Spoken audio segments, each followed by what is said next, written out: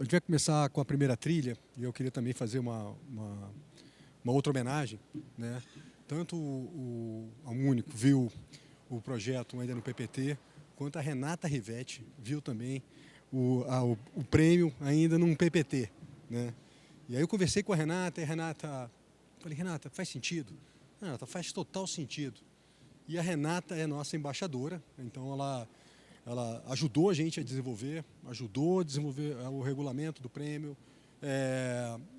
liderou aqui todo o processo de votação, produziu uma série de conteúdos para a gente e agora ela está aqui para abrir com a primeira palestra. Rê, seja bem-vinda.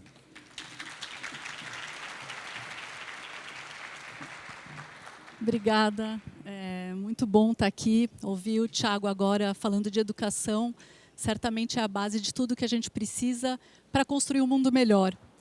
E hoje eu vou falar um pouco sobre como é que a gente faz isso. E antes disso eu vou me apresentar. Eu sou Renata Rivetti, tenho uma empresa hoje que trabalha o bem-estar nas empresas, a sustentabilidade humana, temos discutido sobre o futuro do trabalho. Nem sempre eu fiz isso. Eu trabalhei com marketing muitos anos da minha vida e fiz essa transição para tentar trazer mudanças para o mundo corporativo. Eu sou uma mulher branca, de cabelos castanhos, estou com um blazer branco e uma calça preta. E estou muito feliz de estar aqui hoje com vocês. Mas por que falar sobre bem-estar nas empresas? Por que trazer a sustentabilidade humana como uma pauta de negócios? O primeiro porquê é o mais óbvio. Todo mundo quer ser feliz. Já perguntei para milhares de pessoas e a grande busca do ser humano é uma vida mais plena, é uma vida mais feliz. Aristóteles já falava, a felicidade é o sentido e o propósito da vida, o único objetivo e finalidade da existência humana. Mas quando a gente olha ao redor, vocês encontram uma sociedade muito feliz, florescendo? Certamente a gente vê muito o oposto. Lobianco falou, o Brasil é o país mais ansioso do mundo, o segundo em burnout, o quinto em depressão. Somos uma sociedade, de fato, com dados muito mais preocupantes do que de felizes. E quando a gente olha para o trabalho, a própria palavra trabalho vem de tripalium, um instrumento de tortura. A nossa relação com o trabalho é de sofrimento, é de fardo. E se a gente olhar para 2025, acho que grande parte da população ainda se sente assim. Adam Smith falou, trabalho é sacrifício do bem-estar. E quando a gente olha hoje, a gente vê poucas pessoas engajadas, poucas pessoas motivadas, poucas pessoas felizes. Mas se a gente vai passar mais de 100 mil horas da nossa vida, e se a gente não é herdeiro, provavelmente a gente vai passar 100 mil horas da nossa vida trabalhando, será que dá para ser só um fardo? Será que a busca pela felicidade vai acontecer quando a gente se aposentar? Eu nem sei se a gente vai se aposentar. Será que a gente vai esperar os finais de semana, os feriados? Ou será que está na hora da gente ressignificar o que é o trabalho em nossas vidas? Quando a gente olha ao redor, hoje a gente vê claramente 3 grandes desafios no mundo do trabalho. Sobrecarga, quem aqui trabalha muito? Grande parte das pessoas. Desmotivação, nem vou perguntar, mas grande parte das pessoas desmotivadas. E a gente ainda tem ambientes tóxicos. Quando a gente olha um pouco de dados sobre isso, a gente vê que é uma sociedade que acredita nessa sobrecarga, acredita na cultura do não parar, uma cultura hustle. 71% das reuniões hoje são consideradas improdutivas e ineficientes. Alguém aqui tem muita reunião? Alguém não tem, né? Talvez essa seja a pergunta. 73% das pessoas fazem coisas ao mesmo tempo. A gente está na reunião, mandando uma mensagem, tentando falar com outra pessoa, montando uma apresentação, e quando vê, a gente passou metade do dia como um zumbi, divagando. Tem dados que mostram que a gente passa 47% do tempo divagando. Estamos aqui, mas não estamos aqui. Estamos pensando que horas é o happy hour, qual é a próxima palestra, o que a gente vai ter hoje. A gente está muito pouco presente. E a gente criou essa cultura do trabalho, do presenteísmo, estamos presentes, mas a gente hoje vive um ghost working, um grande teatro da produtividade. Estamos lá, mas não estamos. O segundo aspecto, e hoje acho que a grande desmotivação é somente 21% das pessoas estão engajadas no trabalho. A gente caiu esse indicador, segundo a Gallup. 79% das pessoas estão lá, sobrevivendo nesse teatro da produtividade, no quiet quitting, né, fazendo o mínimo possível, e às vezes até no que a gente fala intencionalmente, fazendo coisas contra a empresa. E ao invés da gente pensar, está na hora da gente mudar, a gente segue simplesmente fazendo as mesmas coisas ou até voltando para o passado, achando que isso é a solução. Se a gente ficar se olhando, talvez seja então o caminho? Acredito que não. 50% hoje das pessoas procurando outros empregos. Não dá para fingir que está tudo bem e não é olhar para a pessoa, não é voltar todos os dias presencial, não é no comando e controle que a gente vai conseguir o que a gente precisa. Talvez seja ruindo um pouco esse modelo para construir um novo. E tem pessoas aqui inspiradoras que vão mostrar o caminho para isso. E a gente ainda vive, em 2025, assédios, abusos, às vezes os óbvios, né? Mas às vezes aquele sutil de, mas é só uma brincadeira, mas hoje não se pode falar mais nada, né? É mimimi, tudo. Outro dia até uma líder me falou, Renata, eu de 40 e poucos anos sofri, eles que sofram. Será? Será que é isso que a gente quer para o nosso futuro? Somente 10% das pessoas falam sintomas de burnout. Grande parte está adoecendo e isso é ruim para a pessoa, para a gente como sociedade, mas também para a organização. E 40% hoje das pessoas falam, a empresa afeta negativamente a minha saúde mental. Eu sempre falo, e tem algumas pessoas aqui que eu conheço, me conhecem também, a empresa não vai te fazer feliz, mas ela não pode ser mais um ofensor na tua saúde mental, né? Os resultados de tudo isso, hoje a gente vive um grande conflito também geracional, de uma geração que de repente enxergava o trabalho, baby boomers, como fonte de realização na vida. Mas eu falo, né, eu já até fiz um podcast que a gente estava falando um pouco sobre isso. Meus pais, meus avós chegavam em casa e não tinham um celular. Eles se desconectavam. Alguém aqui se desconecta 100% do trabalho? Certamente não. Então, a gente começa a entender que o olhar para o trabalho já vem sendo alterado. Geração X, provavelmente alguns aqui, aceitou sobrecarga, abusos, assédio, porque queria status, porque queria poder, porque queria dinheiro, uma geração mais materialista, competitiva. E chega talvez aos 40 e pouco hoje pensando, e agora, o que eu faço, né? Cadê minha felicidade? Não chegou com o carro importado. E aí vem os milênios questionar um pouco tudo isso e falar mais de experiências, falar sobre novos modelos de vida, de trabalho, e começam a buscar a flexibilidade. E entra a geração Z, que agora, outro dia viraliza no TikTok um vídeo da menina que fala, a minha vida acabou, eu descobri que eu tenho que trabalhar das 9 às 6. Né? A gente ri, e eu acho bonitinho até esse questionamento, porque talvez, será que não está na hora da gente entender que exatamente esse modelo talvez não seja o que vai ter sucesso, não é porque ele teve sucesso no passado. A gente faz exatamente igual, um pós-segunda revolução industrial, sem pensar em novos caminhos. Eu acho que está na hora da gente pensar em novos caminhos. Porque o que a gente vê de resultado de tudo isso é 33% das pessoas hoje no Brasil falando que vivem transtornos mentais graves. E quando a gente olha o resultado nas organizações também, a gente hoje vive uma pseudoprodutividade. Trabalhamos muito, mas nem sempre bem, né? Estamos sempre ocupados, mas muitas vezes perdendo horas com muitas reuniões, muita comunicação, falha nos processos, burocracia. Então, a gente entrega resultado em menos de 4 horas. A gente vê um turnover altíssimo, as pessoas querendo mudar de emprego, infelizes nas suas atividades, e a gente vê o custo do baixo engajamento globalmente de quase 9 trilhões de dólares. Ou seja, não está bom para a gente como sociedade, não está bom para os profissionais e não está bom para as organizações. O custo da gente não fazer nada ou achar que é voltando para o passado, ele é caro, ele precisa ser revisto por todo mundo. E quando a gente vê, então, vocês falando, a gente falando aqui sobre uma liderança humanizada, é porque chegou a hora da gente fazer um novo caminho para o futuro do trabalho. O mundo do trabalho precisa de mudanças.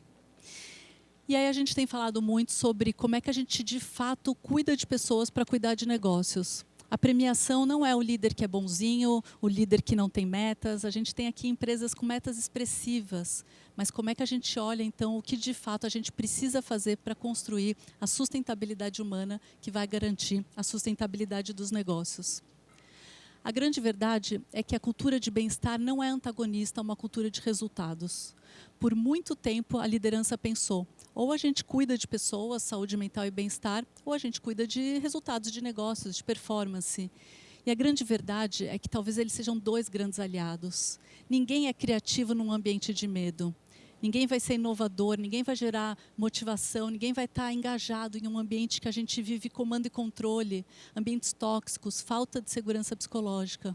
Está na hora da gente entender que talvez a gente possa aliar cultura resultados, saúde mental, bem-estar, segurança psicológica, e tudo isso vai ser o que vai garantir a sustentabilidade dos negócios. Hoje, quando a gente fala em liderança, outro dia me perguntaram, você não acha que você está pondo muito peso no líder? E o líder hoje, as pessoas saem do emprego por causa da liderança. A gente até fala quando sai que talvez tenha sido o salário, uma proposta melhor, um benefício que a empresa deu. Mas, na verdade, a gente sai por um líder que não me direciona, que não me incentiva, que me coloca medo, que baixa minha autoestima, que comanda, que controla, que faz microgerenciamento. A gente não sai porque, de repente, só teve uma coisa ou outra melhor. A gente precisa olhar para isso. E quando a gente fala em liderança humanizada, e a premiação vai mostrar isso de forma muito clara, a gente não está falando em não ter metas, em não ter resultados, em não olhar para os negócios. Ao contrário, a gente está falando que talvez o papel do líder em 2025 não seja só, mas ser um bom técnico. Alguns aqui estiveram, né, no SXSW e muito se falou do papel do generalista. E o papel do líder certamente não é mais só bater a meta. Ele precisa inspirar, ele precisa facilitar o trabalho do time, ele precisa ouvir, escuta ativa, né, parece algo que não é o papel do líder, ele não é psicólogo, mas ele tem que estar lá, ele tem que ouvir, ele tem que colaborar, ele tem que facilitar. Então, o líder humano não é um líder que não gera resultados, não é um líder que passa a mão na cabeça das pessoas ou que não cobra, mas ele é um líder que faz isso de uma nova forma, talvez co-criando, talvez facilitando, talvez de fato inspirando muito mais do que microgerenciando. E quando a gente fala em sustentabilidade humana, a gente está falando de 3 grandes aspectos que são os importantes para a gente construir a cultura do bem-estar. O primeiro deles é combater o problema da sobrecarga que a gente falou. Trabalhamos muito, mas nem sempre bem. Como é que a gente redesenha isso, então?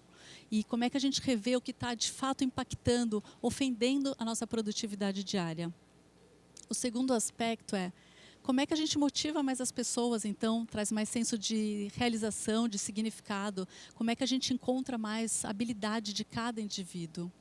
E, por fim, como é que a gente melhora as relações? Porque não dá mais para a gente ter ambientes tóxicos de abuso, de assédio, né, liderança achando que realmente vai conseguir fazendo isso no medo. Está na hora da gente ter esse líder que é humano, que é empático e que consegue resultados dessa forma. Eu vou trazer para vocês agora, porque por enquanto eu só falei tragédias, saímos daqui deprimidos hoje, né? Mas não, a gente vai agora até, vocês vão ganhar o meu livro que eu estou lançando agora pela Companhia das Letras, trazendo soluções para isso. Como é que a gente olha o cenário atual, entende que está ruim e faz mudanças práticas? Porque não adianta a gente ser um PhD, né, no estudo sobre o trabalho, sobre a felicidade, se a gente não age. Não adianta a gente ficar discutindo o futuro do trabalho se o presente está muito ruim e a gente não faz as mudanças necessárias. Como é que a gente olha para o que está acontecendo, então, e faz as ações? Eu sempre comparo o tema da felicidade com a nossa saúde. É preciso agir, é preciso intenção, é preciso autoconhecimento e é preciso disciplina e autorresponsabilidade. Eu adoraria fazer musculação uma vez por ano e garantir, né, o músculo do ano. Não dá certo. Essa construção de uma cultura é dia a dia também. E as empresas vencedoras vão mostrar muito isso para a gente. Como é que a gente faz passo por passo, ritual, pequenas mudanças, a liderança engajada para a gente fazer essa cultura realmente se tornar mais saudável, mais humana e também mais próspera. Quando a gente fala em redesenho do tempo, eu tenho falado muito sobre a produtividade consciente. Não é fazer tudo, não é fazer sem parar, não é trabalhar 24 horas. Eu acho até o contrário, está na hora da gente entender que talvez o workaholic não esteja gerando resultado de negócios. Talvez seja ultrapassado isso, né? Alguns falaram, é isso, não dá, talvez não dê mais para a gente achar que quem trabalha mais horas é quem gera resultado. Talvez numa fábrica, isso de fato fizesse sentido, né? Trabalhou tantas horas, gerou tantos produtos. No trabalho de conhecimento, passar 10 horas na frente do computador me diz alguma coisa? Não diz nada, eu posso lá ficar, como a gente falou no Ghost Working, simplesmente no Bets, no jogo do tigrinho. Então, que ferramentas que a gente tem para, de fato, melhorar essa sobrecarga? A primeira delas, eu trouxe um case da Microsoft do Japão. O Japão é o país mais workaholic do mundo, maior índice de burnout. A Microsoft viu que vinha perdendo produtividade e fez algumas mudanças simples nas reuniões, nada disruptivo. Reuniões de até 30 minutos, com 5 pessoas, os tomadores de decisão, um trabalho assíncrono, uma comunicação assíncrona para a reunião ser simplesmente um momento de tomada de decisão, uma agenda enviada previamente. Quanto custa mandar um convite, né, com tópicos da reunião? Quanto tempo a gente perde fazendo isso? 5 minutos? Quem faz isso de fato? Isso reduz o tempo da reunião em até 80%, algo simples, porque senão a gente entra na reunião, está divagando, não sabe o que vai ser discutido, quando vê, passou 1 hora, a gente nem chegou a conclusão nenhuma. E hoje a está sendo gerada por IA para, de fato, a gente entender que pequenas mudanças, a gente saindo lá, definindo o que foi decidido, quem é o responsável, qual o prazo, para a gente daqui 1 semana não ter que fazer a mesma reunião. A Microsoft, com esse case, conseguiu fazer uma semana de 4 dias e aumentar a produtividade em 40%. Nada disso é disruptivo, mas a gente não faz. Quando eu falo, todo mundo fala, isso é óbvio. E por que a gente não está fazendo, né? O que falta para, de fato, a gente fazer essas pequenas mudanças? Existem vários cases de reunião, mas, para mim, hoje, um grande ofensor da produtividade é esse excesso que a gente tem de reunião e muitas delas serem improdutivas e ineficientes. Eu acho que a maioria sente isso também. Outra realidade que a gente vive no mundo hoje é a gente vive fazendo tudo ao mesmo tempo. E nós, mulheres, carregamos esse mito, essa crença com muito orgulho. Sou multitarefas. Quem aqui fala que é multitask, né? Sou multitask, eu dou conta de tudo ao mesmo tempo. Queria acabar com esse mito aqui agora. O nosso cérebro não é multitask. Quando a gente faz 2 ou 3 coisas ao mesmo tempo, a gente faz com menos QI, a gente faz com menos cognição e a gente demora mais tempo. Parece loucura pensar, mas tem um estudo de Stanford que mostra que se a pessoa faz uma coisa e termina e faz a outra, ela vai levar menos tempo do que tentar fazer em paralelo. Só que a gente criou essa cultura. Estamos na reunião, fazendo uma apresentação, falando com outra pessoa, ou até ouvindo um fone de cada reunião. Já ouvi falar sobre isso. Não funciona, gente. Nosso cérebro não dá conta de tudo isso. O que a gente tem discutido muito nas empresas é como é que a gente reduz, então, e coloca blocos. Um bloco para eu ter hiperfoco, isso tem que estar na nossa agenda. Um bloco para responder os e-mails, um bloco para responder as mensagens. Não dá para fazer tudo ao mesmo tempo. Parece paradoxal, mas se de fato a gente entender que eu posso fazer uma coisa depois da outra e que a gente pode ficar 1 hora sem responder notificação, tá? As pessoas sobrevivem. A gente pode avisar, inclusive, olha, estou no meu momento de hiperfoco, vou terminar essa apresentação, depois eu te ligo se você precisar. Se for muito urgente, me ligue. Fazer isso tem feito as pessoas, de fato, reduzirem a sobrecarga e conseguirem atuar com muito mais cognição, com muito mais qualidade e com muito mais foco, que no final faz tudo ser mais rápido. Algumas empresas a gente tem discutido, viu, o pessoal da Heineken aqui, a gente discutiu modos reuniões, para que a gente possa ter menos reuniões, para abrir espaço na agenda, para a gente ter momento de hiperfoco. Como é que a gente discute isso na prática? Porque realmente ser multitarefa só tem nos adoecido, não tem nem nos feito produtivas. Aqui uma ferramenta interessante e parece também paradoxal, mas são as pausas. A Microsoft também fez um estudo de um grupo de colaboradores que tinha uma reunião atrás da outra. Alguém já saiu de um link e entrou direto em outro? Ou isso não acontece aqui? Né? Todo mundo faz isso o tempo todo. E o outro grupo que tinha pausas de 5 a 10 minutos entre as reuniões. O grupo que teve pausas, teoricamente, parece que trabalhou menos, mas no final ele fez mais entregas, com melhores resultados e mais qualidade nas entregas. Como é que a gente entende, então, que o ser humano precisa dessa pausa, desde as micropausas ao longo do dia, né? Parar, ouvir uma música, abraçar os filhos, tomar um café, que seja dar uma volta no sol, para a gente resgatar a cognição e a atenção plena, até as macropausas, as grandes pausas como as férias. A gente precisa entender que é igual o atleta, se ele nunca para, né, ele não vai conseguir criar músculo, ele não vai conseguir descansar para recuperar. A nossa vida no trabalho é exatamente assim. Pequenas pausas e grandes pausas são importantes para a gente ter um cérebro mais saudável e, no final, mais produtivo. Outro assunto importante para a gente discutir nas empresas é se tudo é prioridade, nada é prioridade. Tudo é urgente, tudo é importante, tudo é para ontem, parece que a gente está sempre atrasado, está sempre devendo. O problema disso é que a gente muitas vezes está focando em coisas de baixo significado, tentando fazer tudo ao invés de fazer aquilo que realmente importa. Eu tenho conversado com times para que cada líder faça toda semana talvez essa revisão. O que é urgente e importante? O que eu posso delegar, o que eu posso agendar, porque é um projeto de 2028, a gente está passando na frente de outras coisas que eu preciso entregar agora, e o que nem deveria estar na nossa agenda, que a gente inventou em um dia, brainstorming, e que no final a gente está aqui perdendo tempo, perdendo, né, recurso, fazendo algo que nem deveria ser prioridade. Como é que a gente escolhe, então, o que fazer, quando fazer e como priorizar as atividades ao invés de sair fazendo tudo? Quando a gente fala de trabalho, a gente falou da desmotivação das pessoas, algo que eu tenho discutido muito é como é que a gente encontra as forças individuais. O futuro do trabalho vai passar muito mais por habilidade individual, por skill individual, do que de fato um grande job description. Quem sou eu, quem é o Marcelo, quem é o João? Como é que o líder olha para isso e entende que cada um tem o seu potencial, cada um sabe fazer melhor alguma coisa? Porque quando a gente dá as atividades certas para as pessoas certas, elas geram muito mais resultado.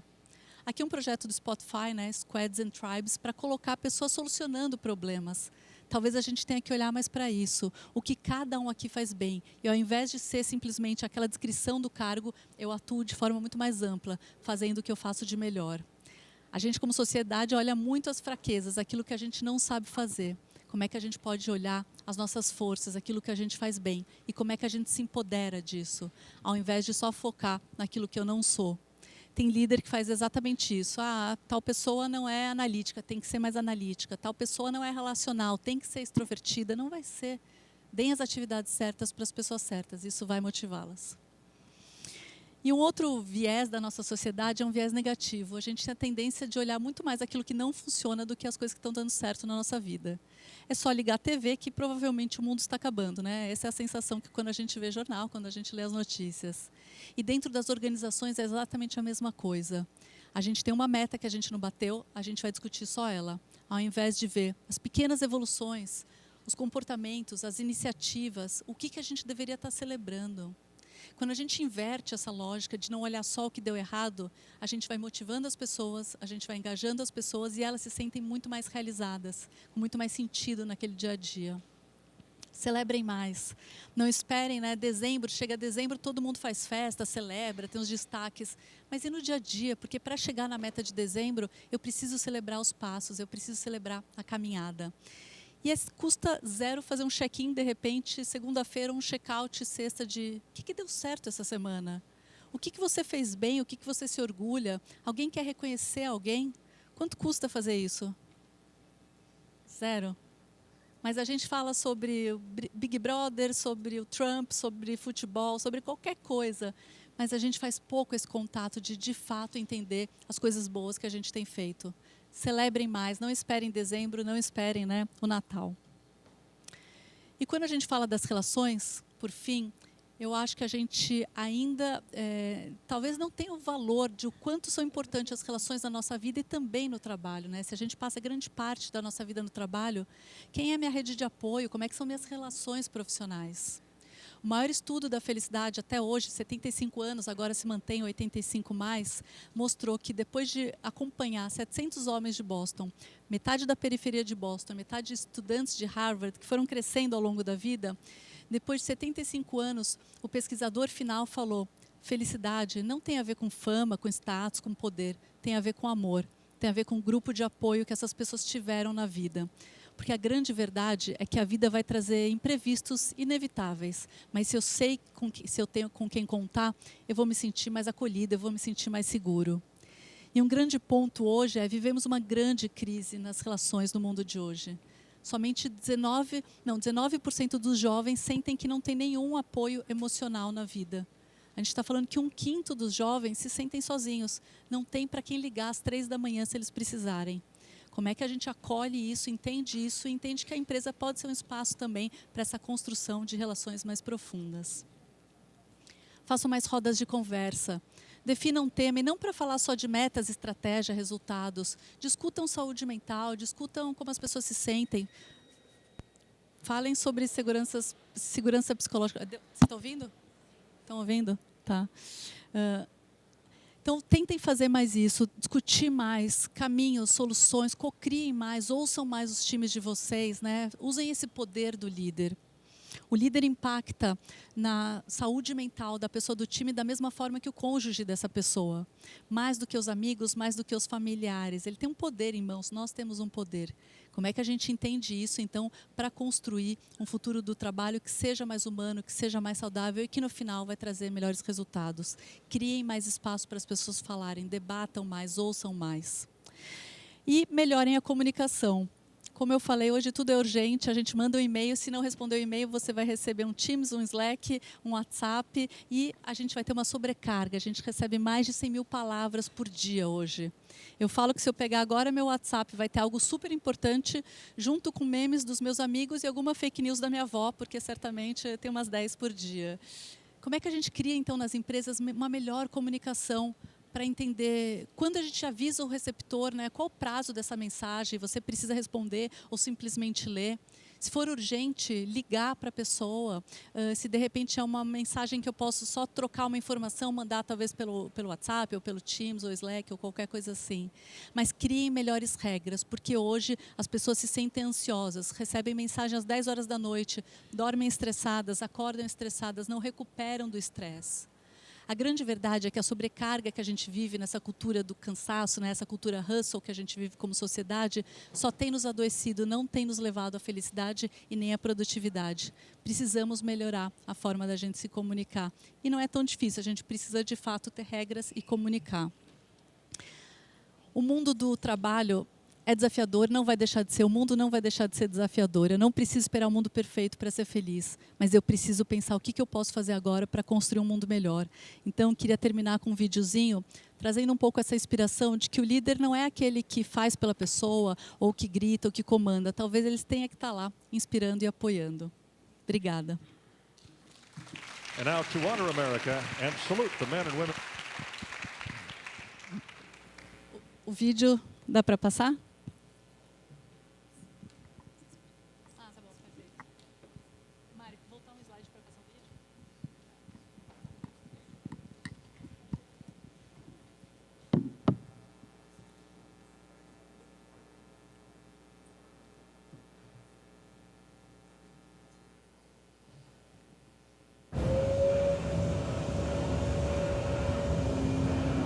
Eu aqui e minha família sozinha em casa. E se alguém invadir? Não é isso. And now to honor America and salute.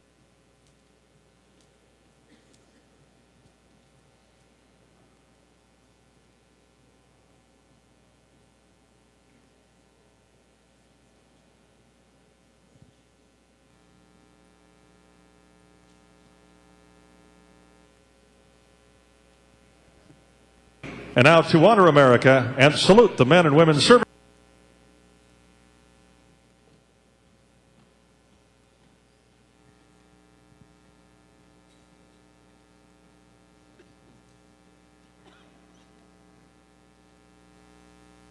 And now to honor America and salute the men and women serving our country with our national anthem.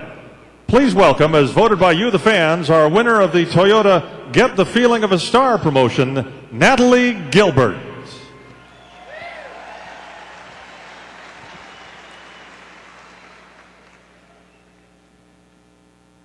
Oh, say, can you see by the dawn's early light what so proudly we hailed at the stars like stars?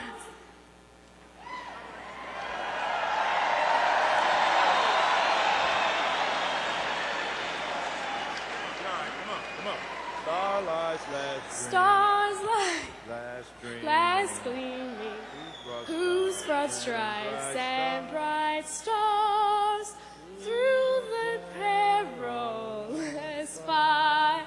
Oh, the ramparts we watched were so gallantly streaming, and the rockets red glare, and the singing air gave proof through the night that our flag was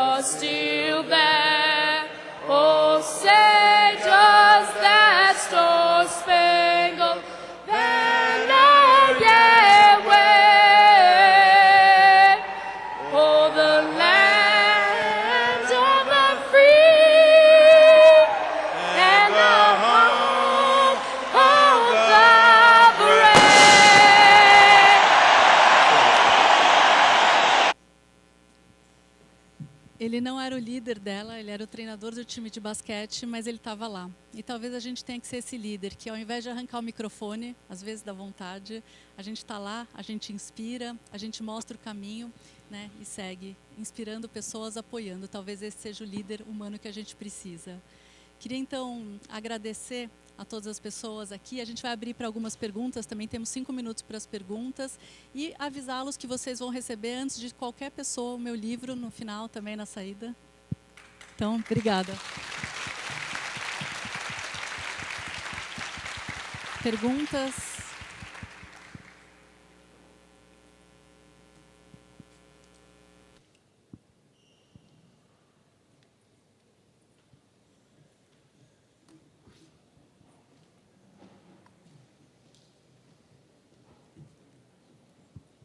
Boa tarde, Renata. Tudo bem? Obrigado pela sua palestra. Você desenhou um cenário muito ruim, né? Você falou assim, a gente vai sair daqui deprimido daqui a pouco, né? Tá me ouvindo bem? Não. Não? Agora... Alô? Não, agora tá. Vocês estão me ouvindo, gente? Sim, sim. Para quem está me ouvindo, fica sentado. Acho que está todo mundo me ouvindo. Então, obrigado pela sua palestra. Me chamo Samuel da Petronect. Você desenhou um cenário para a gente um pouco ruim, né? A gente vai sair daqui deprimido e etc. É claro, a gente tem que olhar aquilo que é ruim para a gente poder tentar fazer um pouco diferente. Dentro da sua experiência, você falou algumas empresas aqui que têm essa questão positiva, você poderia destacar o que de fato faz a diferença nessas empresas? Porque o ruim a gente já sabe, a gente ouve todo o tempo, né? Então, de bom, assim, qual é o case positivo que você pode dividir com a gente para a gente sair daqui com o coração um pouquinho mais quentinho hoje? Samuel, né? Isso. Acho que a gente vai sair daqui feliz hoje, Samuel, vendo a premiação. Mas a grande verdade é que o diferencial talvez seja a liderança. É uma liderança que acredita, que pratica, porque cultura de bem-estar não é um tema do RH. Não adianta o RH achar que o que eu posso dar, não é sobre dar. Não é sobre ambiente bonito, não é sobre benefícios, não é sobre brindes. Tem muito mais a ver com o dia a dia, com cultura, com as relações, com o próprio trabalho, né? Então o papel da liderança é super importante. Eu acho que a gente passa por um momento de grande polarização em tudo no mundo. E tem as empresas que estão aqui tentando inovar, e várias delas vão mostrar um pouco isso nos seus cases, estão tentando construir essa cultura de bem-estar, enquanto outras acham que voltar para o medo, para o comando e controle, para o workaholic, é o caminho.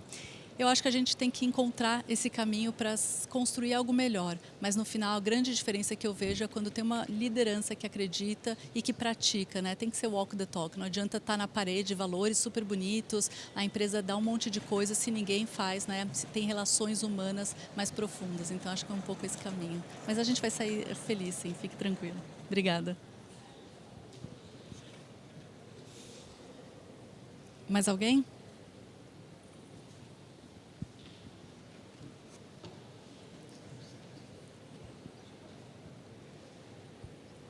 Boa tarde, Renata. Obrigada pela palestra, foi super boa. Assim. E, assim, eu sou uma pessoa que eu gosto muito da relação intergeracional. Eu tenho filhos acima de 30 anos e eu tenho uma questão muito de orientá-los, né? E isso acaba recaindo no trabalho também. Eu tenho uma questão, assim, com as pessoas mais jovens, 20, 30 anos, de ter essa questão intergeracional. Mas isso me preocupa, às vezes, um pouco. Porque, enfim, eu sou de um mercado diferente. Eu sou uma pessoa 50 mais, né? E venho de um outro processo, né? Claro, me entrego totalmente à inovação hoje, mas assim, como que eu poderia assim dar dicas para esses mais jovens, né? Eles têm essa questão mesmo do trabalho, vou trabalhar de 9 às 18, tá? Meus filhos são meio assim, né? E eu fico, não, gente, é isso. É a vida do trabalho, é isso, você tem que enfrentar algumas coisas. Mas assim, quais as dicas assim, para uma pessoa como eu, que estou no meio de pessoas mais jovens, né? Como lidar com isso, como orientá-los de uma maneira mais direcionada, digamos assim. Como você chama? Carla. Carla. Eu acho que o caminho é co-criar, comunicação transparente. Eu acho que hoje a gente está muito distante, né? Um fala de um jeito, o outro fala do outro, e como se fossem opostos. E, na verdade, está na hora da gente se unir. Se a gente quer construir essa cultura saudável juntas, a gente vai ter que ensinar e aprender. Eu acho que a gente pode ensinar, sim, a resiliência. Eu acho que a gente pode mostrar o caminho, a gente pode melhorar as relações, falar sobre negociação. E a gente pode aprender com o olhar deles. Porque talvez o questionamento de por que tem que ser assim tem que ser feito. Alguém um dia fez um questionamento para mudar. A gente trabalha igual Henry Ford definiu em 1940. Será que não está na hora, de fato, de olhar que o modelo de hoje ele pode ser menos fabril e mais de um trabalho de conhecimento mais dinâmico, mais globalizado, mais híbrido? Então, aprender e ensinar, eu acho que é comunicando e trazendo transparência e segurança psicológica, certamente. Obrigada. Renata, tudo bom? Eu sou a Ana. Olá. Eu queria que você passasse um pouco pelo tsunami que vai pegar todos nós, que é AI. Como é que a gente fala de bem-estar numa sociedade que vai ficar cada vez mais pressionada por uma alta produtividade, com uma alta tecnicidade, com uma precisão talvez ainda maior? Porque na história do mundo, a maior parte das tecnologias, o que elas trazem não é um alívio do trabalho, mas também uma pressão. Embora eu tenha muita esperança que seja diferente, como é que você vê? Eu tento também ser otimista. O Keynes falou em 1930 que a gente, nos anos 2020, 2030, a gente trabalharia 15 horas por semana porque a tecnologia facilitaria isso. O Bill Gates recentemente falou que a semana podia ser de 2 dias, né? A gente poderia usar a IA para, de fato, reduzir o operacional, o burocrático, ter ela como uma parceira de negócios para trabalhar menos. Eu acho que o caminho hoje, infelizmente, como a gente falou da globalização, da polarização que a gente vive, é ter 2 caminhos. Alguns que acreditam nisso e estão implantando isso, e tem alguns aqui que eu vejo que fazem essas mudanças a esse favor, enquanto outros, de fato, acreditam, vamos aproveitar e trabalhar mais e mais e mais. Eu acho, Ana, que o modelo atual ele tem se tornado insustentável, né? Caiu o engajamento, caiu a motivação das pessoas, as pessoas de fato estão adoecendo. Então, se a empresa olhar o custo que parece invisível do adoecimento das pessoas, do turnover, né, do absenteísmo, do baixo engajamento, ele é altíssimo. Então, eu acho que a gente tem que mostrar que o modelo atual ele é insustentável se a gente não fizer mudanças. E eu acho que a gente vai ter um momento de distopia nos próximos anos, né? Infelizmente, a gente ouve muito falar sobre isso, até porque tem pouca governança, tem pouco, né, uma mudança para, de fato, trazê-la a nosso favor. Mas ela pode ser uma grande parceira de negócios, né? Então, eu também tenho um olhar otimista que, quem sabe, a gente utiliza ela como um grande assistente pessoal e faz a gente trabalhar menos, entendendo que esse descanso, no final, nos faz mais produtivos, nos faz mais criativos, mais inovadores. Acredito muito nesse lugar, mas precisamos mudar a mentalidade, certamente. Acho que esse é o desafio. Obrigada. É isso? Obrigada, então. Obrigada a todos. Espero que vocês gostem do livro também.